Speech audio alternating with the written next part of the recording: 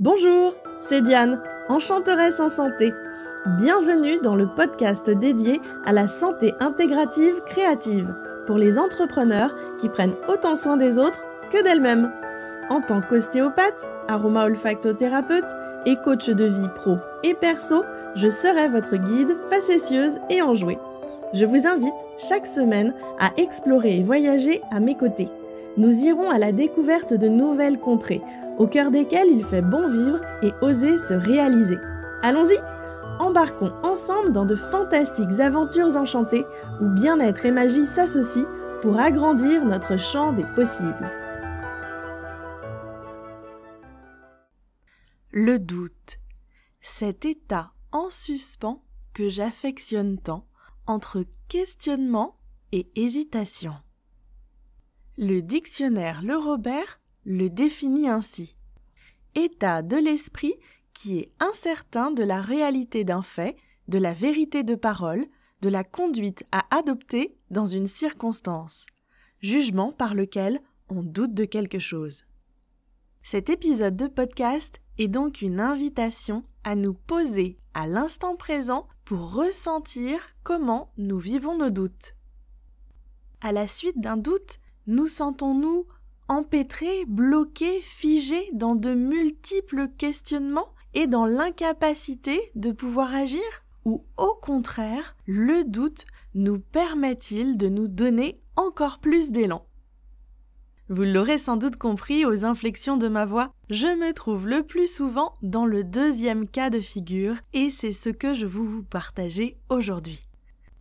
Avec le temps, j'ai fait du questionnement ma marque de fabrique et j'oscille joyeusement entre certitude temporaire et doute récurrent. En effet, le fait de vivre pleinement et intégrer mes doutes au moment où ils se présentent ne me coupe pas pour autant du ressenti de certitudes intérieures qui me guident dans mes choix et qui me permettent d'agir en conséquence. J'irais même jusqu'à dire que ces doutes qui m'assaillent et qui surgissent en moi sont autant de possibilités d'élargir mon champ des possibles et d'aller creuser pour assouvir ma curiosité. Et là, je ne vous fais part que des doutes qui surgissent à l'intérieur de moi. Il y a également tous les doutes que je peux percevoir tout autour. Donc mes doutes intérieurs et ceux qui ne m'appartiennent pas et qui me donnent plein de pistes de réflexion et d'action.